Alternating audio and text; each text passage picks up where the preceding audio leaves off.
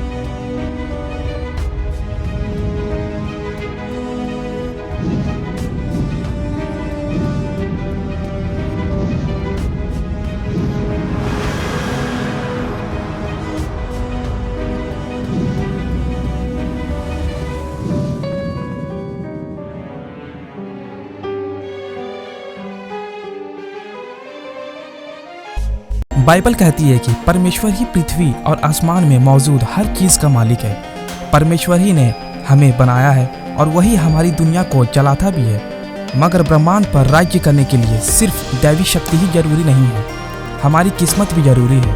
क्या कभी वो दिन भी आएगा जब हम सिर्फ परमेश्वर वाले ही काम नहीं करेंगे बल्कि खुद परमेश्वर बन पाएंगे और हम सर्वशक्तिमान बनकर क्या करेंगे? बार्कली के बायो इंजीनियर एडम आर्किन कहते हैं कि हम एक दैवी शक्ति हासिल करने के काफ़ी करीब है। हम नए जीव बना सकते हैं। इसके सबूत हम उसके ऊपर ही तो बैठे हैं। ये ऑर्गेनिक लगने वाला सारा फर्नीचर असल में बहुत तेज़ी से उपजने वाली फंगस से बना है।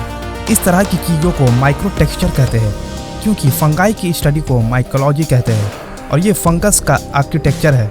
मशरूम्स को लकड़ी के चिप्स खिला के ये फर्नीचर बनी है। मशरूम्स जब इसे खाने लगे तब उनसे फाइबर बने, तब आपस में इंटरलॉक होके ऐसी चीज़ें में बदल गए जो कंक्रीट से भी ज़्यादा मजबूत थी। हम अब सीखने लगे हैं कि जीवन को ज़रूरतों के हिसाब से कैसे ढालना है। मगर एडम इस सोच को एक कदम आगे ले जाना चाहते हैं। वे चाहते हैं कि हर जीव हमारे डिज़ाइन के मुताबिक को ढाल ले, वैसे ही जैसे बाइबल के मुताबिक परमेश्वर ने एडम की पसली से ईव को बनाया था। इंजीनियर्स होने के नाते हम सेलों को इस प्रकार प्रोग्राम करना चाहते हैं कि वो खुद से इस तरह के या इससे भी ज़्यादा मुश्किल शेप में ढाल सके।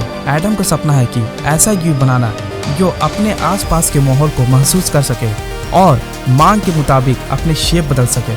बजाय मशरूम्स के ऐसे कुर्सी के जो कुर्सी ही रहे, ऐसे ऑर्गेनिज्म बनाना जिसे पता लग जाए कि एडम कब थक गए हैं, फिर वो खुद को ऑर्गेनिकली मॉर्फ करके मशरूम बेड बना ले।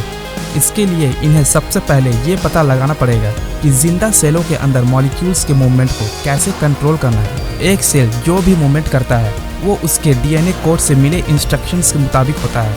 एडम इस कोड को बड़े बारीकी से बदल रहे हैं ताकि मॉलिक्यूल्स और सेल्स के तरीके में बदलाव आ जाए।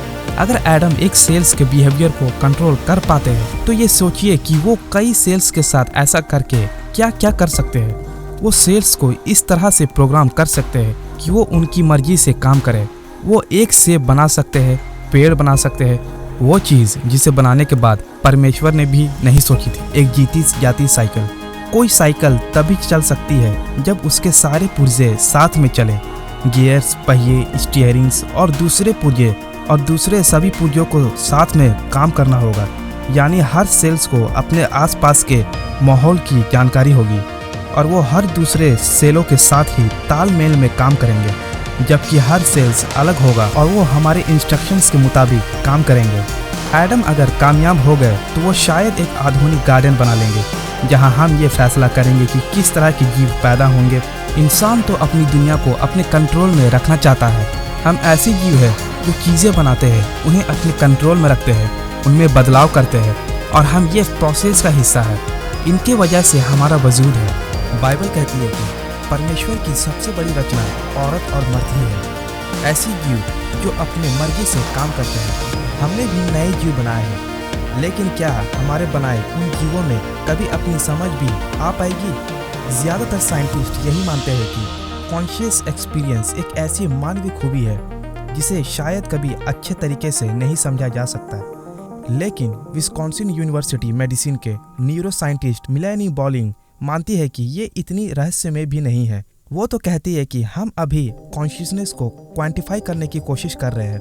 उस क्वांटिफाई से हमें ये पता लग सकेगा कि एक सिस्टम में कितनी अंडरस्टैंडिंग है और कितनी कॉन्शियसनेस। कॉन्शियसनेस को समझने का एक तरीका तो इस बात पर नज़र रखता है उनके नाकाम होने पर क्या होता है। दिमाग में अलग अलग चोट के नतीजे भी अलग अलग होते हैं। हमने न्यूरोलॉजी से ये जाना है कि दिमाग के कुछ हिस्से ऐसे होते हैं जो हमें अनकॉन्शियस बनाते हैं और कुछ नहीं बनाते। जब हमारे सेरिब्रल कॉर्टेक्स में चोट लगती है तब हमारे शरीर में दिल और फेफड़े जैसे अंग काम करते रह सकते हैं, मगर हो सकता है कि पेशेंट को ये नहीं मालूम हो कि उसके आसपास क्या हो रहा है। लेकिन अगर इंसान के ब्रेन में सिर्फ सेरिबेलम में ही चोट लगी हो तो वो अपने पूरे होशो हवास में होता है। हालांकि सेरिबेलम में कॉर्टेक्स के मुकाबले कई ज़्यादा न्यूरॉन्स होते हैं, मगर वो हमारे कॉन्शियसनेस में खास भूमिका नहीं निभाता।